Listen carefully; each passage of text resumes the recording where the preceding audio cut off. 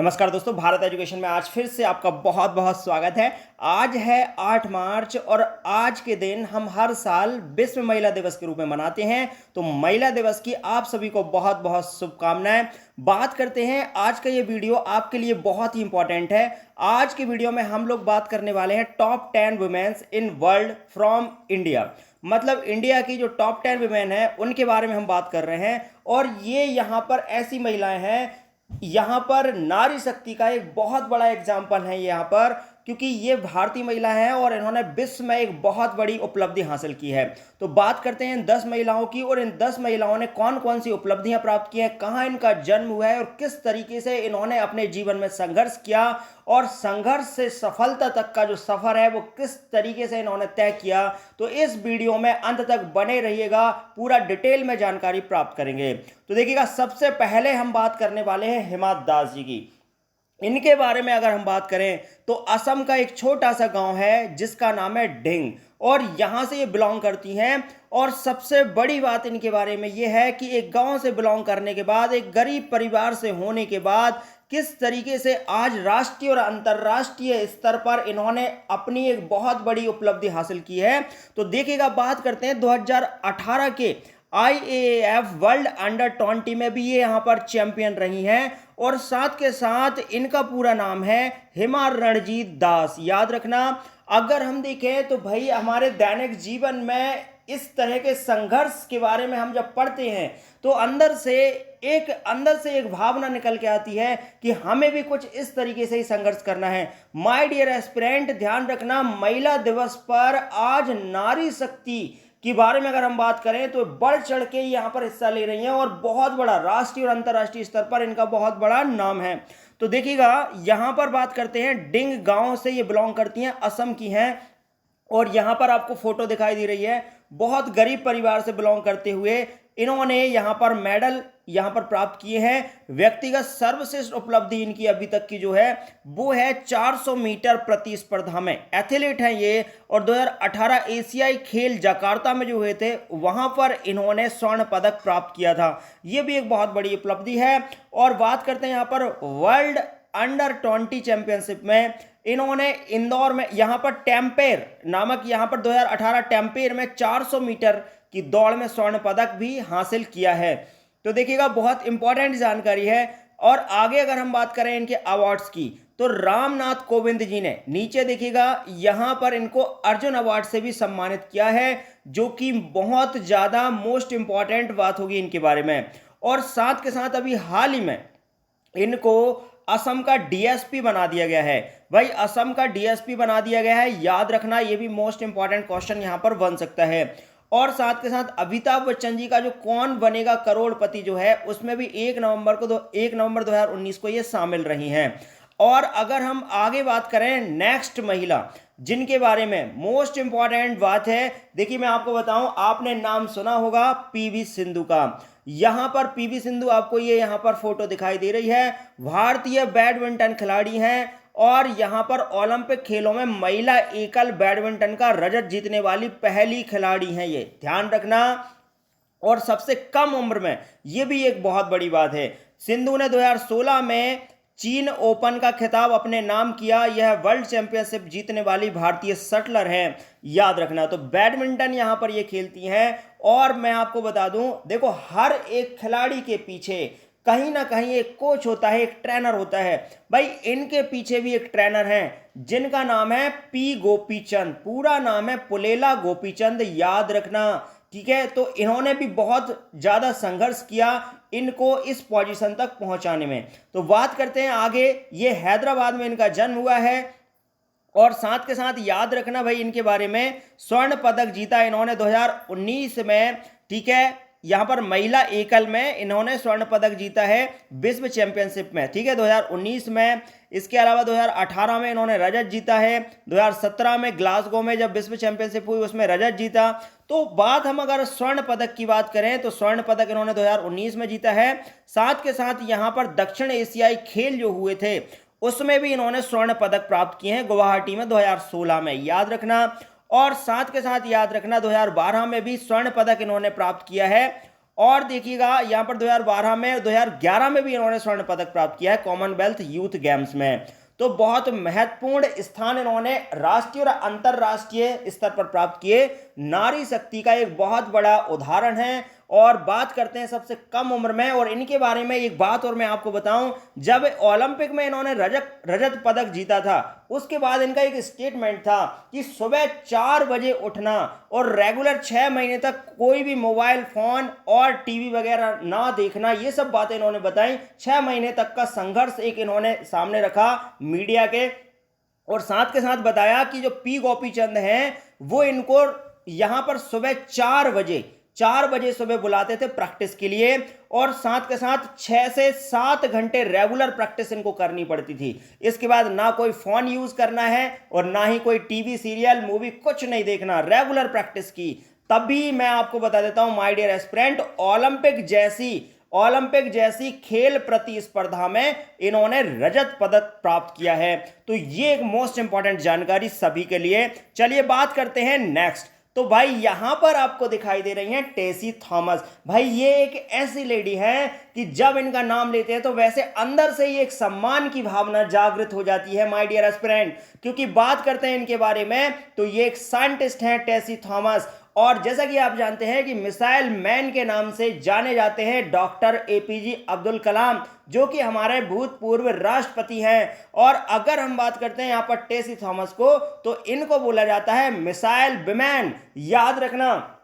और ये एक महत्वपूर्ण उपलब्धि है इनकी। तो जन्म हुआ था 1963 में, ठीक है, केरल में जन्म हुआ, और राष्ट्रीयता भारतीय, बीटेक किया है। और अगर हम बात करते हैं यहां पर अभी जो कार्यरत हैं ये है डीआरडीओ में एक वैज्ञानिक के रूप में कार्यरत हैं, 1988 से लगातार काम कर रही हैं।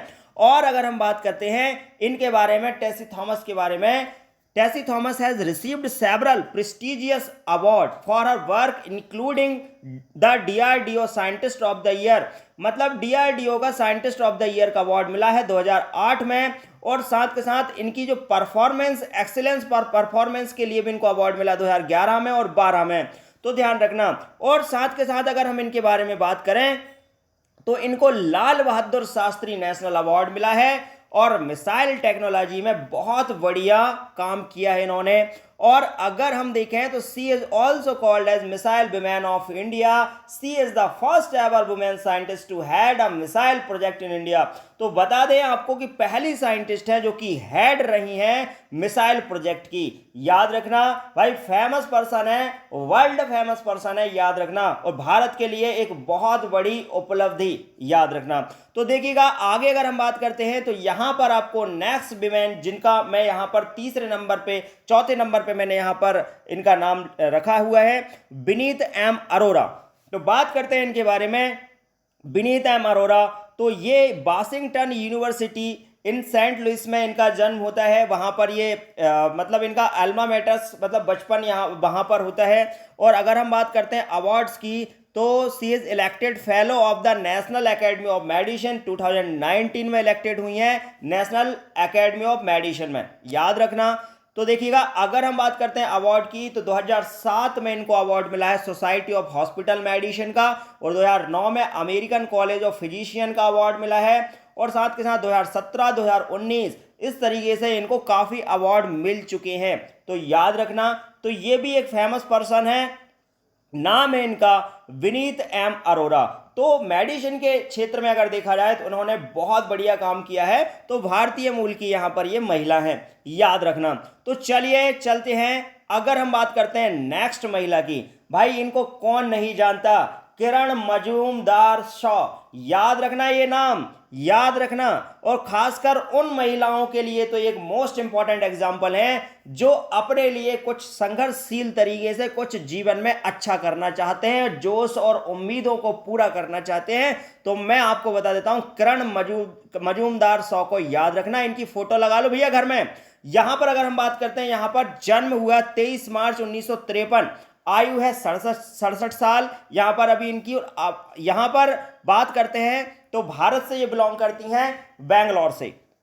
देखिएगा यहां पर व्यवसाय की बात करें तो बायोकॉन की ये चेयरपर्सन है, और यहां पर फोर्ब्स सूची में इनका एक महत्वपूर्ण स्थान रहा है, इसलिए और मोस्ट हाईलाइटेड विमेन है ये। किरण मजूमदार शॉ को निक्की एशिया पुरस्कार 2009 में मिला। साथ ही साथ क्षेत्रीय विकास के लिए express pharmaceutical leadership summit award मिला।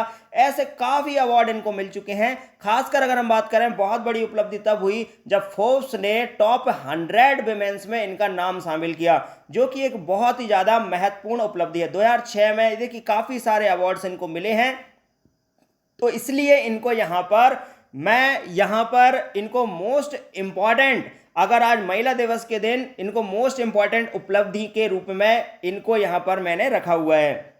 तो चलिए बात करते हैं नेक्स्ट। तो अब है गीता गोपीनाथ। तो बात करते हैं इनके बारे में। विश्व आर्थिक मंच पर भारत को यहां पर गीता गोपीनाथ जी का अगर हम बात करते हैं तो विश्व आर्थिक मंच में एक महत्वपूर्ण स्थान प्राप्त हुआ। साथ के साथ बात करते हैं इनके जन्म की, तो 8 दिसंबर को इनका जन्म हुआ। आयु इनकी अभी 49 है और इनका जन्म हुआ है मैसूर में, जो कि भारत में है। और अभी इनकी जो नेशनलिटी है वो है संयुक्त राज्य अमेरिका की। यहाँ पर इन्होंने नेशनलिटी इनकी हो गई है और संस्थान दिल्ली विश्वविद्यालय में इनकी एजुकेशन हुई है। तो ये हैं गीता गोपीनाथ। तो बात करते हैं यहाँ पर इनके बारे में। तो इन अक्टूबर 2018 द इंटरनेशनल मॉनिटरी फंड, जो कि यहाँ पर वित्त विभाग के रूप में विश्व का एक बहुत बड़ा संगठन है, मैनेजिंग डायरेक्टर बनी है। मैनेजिंग डायरेक्टर अगर हम बात करें क्रिस्टीन लेगार्ड है। इनने यहां पर अपॉइंट किया है इनको, गीता गोपीनाथ जी को, economic counsellor and director of the IMF। तो यहां पर ये एक महत्वपूर्ण उपलब्धि है गीता गोपीनाथ जी की कि economic counsellor and director of the IMF यहां पर इनको यहां पर अपॉइंट किया है। तो याद रखना। और साथ के साथ देखिएगा, अगर कोई IMF में इतने महत्वपूर्ण पद पे पहुंचता है तो कोई छोटी बात नहीं होती माय डियर एस्पिरेंट, बहुत बड़ी उपलब्धि है इनकी यहां पर। इसके अलावा अगर हम बात करें इनके अवार्ड्स की, तो देखिएगा यहाँ पर यंग ग्लोबल लीडर, यहाँ पर ये इनको ये खिताब मिला। इंटरनेशनल मॉनिटरी फंड इन 2014 में मिला। साथ के साथ अगर हम बात करें तो यहाँ पर प्रवासी भारतीय सम्मान भी इनको मिल चुका है, ठीक है, प्रेसिडेंट द्वारा।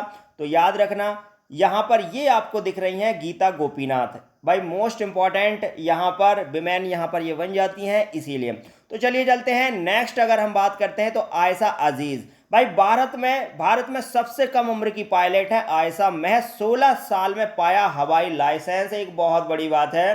साथ के साथ उनके माता पिता कश्मीर के रहने वाले हैं और कश्मीर जाने के क्रम में वह हर साल 2 या 3 बार हवाई यात्राएं किया करती थी।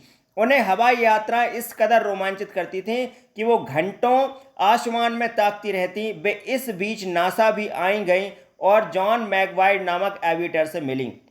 तो याद रखना भाई, सबसे कम उम्र की हवाई यात्रा या हवाई पायलट बनने वाली पहली महिला हैं ये। तो चलिए बात करते हैं इनके बारे में। तो India's youngest female pilot from Kashmir. भाई कश्मीर से भी बनना, कश्मीर जैसा अगर स्टेट बात करें उससे अगर कोई लड़की निकलती है तो बहुत बड़ी बात है। तो चलिए चलते हैं नेक्स्ट। तो अगली महिला है रोशनी नादर। भाई ये यहां पर इमेज इनकी आपको दिखाई दे रही है, ये है रोशनी नादर। और बात करते हैं इनके बारे में। तो रोशनी नादर मल्होत्रा SCL एंटरप्राइज की कार्यकारी निर्देशिका और CEO हैं। वह SCL के संस्थापक शिव नाडार की एकमात्र संतान है। 2020 में वह फोर्ब्स वर्ल्ड की 100 सबसे शक्तिशाली महिलाओं की सूची में 55वें स्थान पर आई हैं। तो यहां पर अगर हम बात करते हैं रोशनी नादर की, तो यहां पर SCL एंटरप्राइज की ये कार्यकारी निर्देशिका और CEO हैं, याद रखना। और बात आपको बता दें कि 2020 की जो सूची है उसमें इनका स्थान 55वां है। ये भी एक महत्वपूर्ण स्थान है क्योंकि वर्ल्ड फेमस महिलाएं जो हैं उनमें अगर किसी का स्थान आता है तो मुझे लगता है कि ये भी एक बहुत बड़ी उपलब्धि है, ठीक है, याद रखना। और अगर हम बात करते हैं इन्हीं के बारे में, IIFL wealth Hurun India rich list में के अनुसार रोशनी नादर भारत की सबसे अमीर महिला भी हैं, याद रखना। अब अगर हम सम्मान की बात करें तो 2014 में NDTV यंग परोपकारी वर्ष का यहाँ पर इनको अवार्ड मिला। 2017 में Vogue India fellow philanthropist of the year मिला। 2015 में the world summit on innovation and entrepreneurship का अवार्ड मिला है। तो इस तरीके से इनको काफ़ी अवार्ड मिले हैं। और बात करते हैं अगर हम आगे, तो देखिएगा यहाँ पर prior to becoming a CEO of SCL Corporation, Roshni Nadar was a trustee of the Shiv Nadar Foundation, which runs the not-for-profit यहाँ पर ये बोला गया कि भाई ये प्रॉफिट के लिए यहाँ पर नहीं बनी है, और साथ के साथ ये बताया गया कि भाई Shri Shiva Subramaniam Nadar college of engineering in China, मतलब बात करते हैं तो इस कॉलेज में यहाँ पर इन्होंने अपनी पढ़ाई भी कंप्लीट की है। तो चलिए ठीक है, आगे बढ़ते हैं। अगली महिला है जो कि यहाँ पर अरुणिमा सिन्हा है।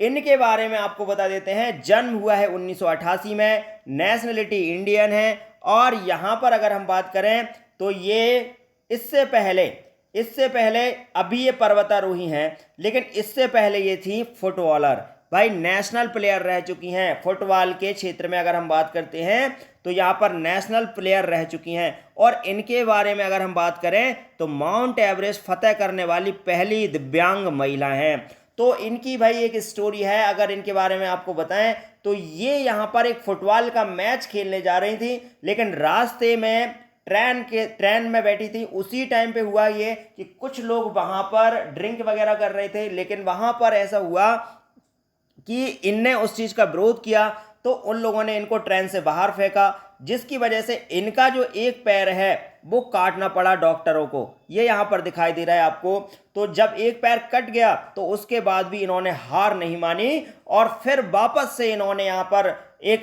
संकल्प लिया कि मुझे फिर से कुछ ना कुछ करना है अपने जीवन में, और इस तरीके से इन्होंने फिर यहाँ पर माउंट एवरेस्ट को फतेह किया, और ये पहली भारतीय महिला बन जाती हैं माउंट एवरेस्ट को फतेह करने वाली दिव्यांग। ठीक है, याद रखना, मोस्ट इंपॉर्टेंट यहाँ पर ये क्वेश्चन भी बन जाएगा, और इसके साथ साथ ये एग्जाम्पल हमें अपने जीवन में याद भी रखना चाहिए।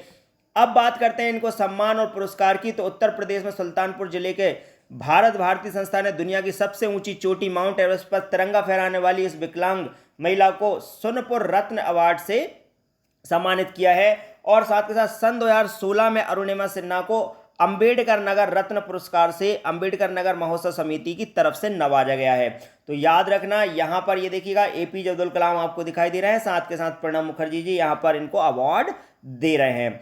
अब बात करते हैं ओल्ड इज गोल्ड, बात करते हैं। वैसे तो देखिएगा, मैं आपको एक बात बताऊं, ओल्ड इज गोल्ड वो तो है, लेकिन वास्तविकता में आज भी एक बहुत ही प्यारी आवाज जो हमेशा सदियों तक चलेगी, लता मंगेशकर जी की बात करते हैं। क्योंकि आवाज की बात आ गई तो लता मंगेशकर जी का नाम ना आए तो फिर कैसे रुक सकते हैं आज, और वो भी महिला दिवस के दिन, तो वो तो हो ही नहीं सकता। यहां पर बात करते हैं इनके लता मंगेशकर जी की। तो यहाँ पर 28 सितंबर 1929 को इनका जन्म हुआ, और अभी इनकी जो एज है वो 91 है, और इंदौर में इनका जन्म हुआ है। याद रखना, वर्तमान मध्य प्रदेश में है, और इंडियन है। और यहाँ पर इनके जो उपनाम हैं वो हैं स्वर सामग्री और राष्ट्र की आवाज। और यहाँ पर बात करें तो यहाँ पर भारत कोकिला, इस तरह के नामों से इनको जाना जाता है। और इन पार्श्व गायिका हैं और संगीत निर्देशक निर्माता भी ये रह चुकी हैं। ठीक है, तो याद रखना, इनके पिताजी का नाम है दीनानाथ मंगेशकर, और माताजी का नाम है सेवंती मंगेशकर। याद रखना, इनकी जो बहनें हैं वो है मीना खाड़ीकर इनकी बहन है, और आशा भोसले भी इनकी बहन है। तो भाई बहुत पूजनीय, नम्र, पोलाइट और लंबे समय तक काम करने वाली ये महिला है। बात करते हैं पुरस्कार की। तो भाई पुरस्कार के मामले में तो यार क्या बात करें, मुझे नहीं लगता कि संगीत के क्षेत्र में, संगीत की दुनिया में इनको कोई अवार्ड नहीं मिला हो। राष्ट्रीय फिल्म फेयर पुरस्कार की अगर हम बात करें तो 1958, 62, 65, 69, 93, 94, मतलब लगभग मैं ये मानता हूं कि जब भी कोई गाया फिल्म फेयर पुरस्कार मिला। राष्ट्रीय पुरस्कार 72, 75, 90, महाराष्ट्र सरकार पुरस्कार 66, 67, पद्म भूषण मिला। 1974 में दुनिया में सबसे अधिक गीत गाने का गिनीज बुक रिकॉर्ड मिला। 89 में दादा साहब फाल्के पुरस्कार मिला। 93 में फिल्म फेयर का लाइफ टाइम अचीवमेंट अवार्ड मिला, और 1996 में स्क्रीन का लाइफ टाइम अचीवमेंट पुरस्कार मिला। 97 में राजीव गांधी पुरस्कार मिला। 99 में एनटीआर पुरस्कार, फिर 99 में पद्म विभूषण, फिर 99 में जी सिने का लाइफ टाइम अचीवमेंट पुरस्कार। और मैं आपको बता देता हूं कि 2001 में भारत का सर्वोच्च पुरस्कार, भारत का सर्वोच्च नागरिक सम्मान जिसे कहते हैं भारत रत्न, इनको प्राप्त हुआ, जो कि बहुत बड़ी उपलब्धि है। इसके अलावा 2001 में नूरजहां पुरस्कार, महाराष्ट्र भूषण और बहुत सारे पुरस्कार इनको मिल चुके हैं। तो यहाँ पर हमने 10 महिलाओं को शामिल किया है। माय डियर एस्पिरेंट, अगर आपको आज का वीडियो अच्छा लगा हो तो ज़्यादा से ज़्यादा शेयर करें। और ये 10 महिलाएं ऐसी हैं जिन्होंने पूरे विश्व में अपनी एक पहचान बनाई है और विश्व स्तर पर इनका एक अपना नाम है। और जीरो से शुरुआत करते हुए 100% तक इन्होंने मेहनत की और आज एक बहुत बहुत बड़ी उपलब्धि प्राप्त कर चुके हैं। तो एक बार फिर से आप सभी को महिला दिवस की बहुत सारी शुभकामनाएं। और साथ के साथ माय डियर एस्पिरेंट, इनसे सीख लीजिए, इनसे हमें ये बात सीखना चाहिए कि कभी भी हमें संघर्ष से नहीं डरना है, मेहनत करते रहना है और लगातार मेहनत करना है, तभी जाकर हम इस तरीके से सफलता प्राप्त कर पाएंगे।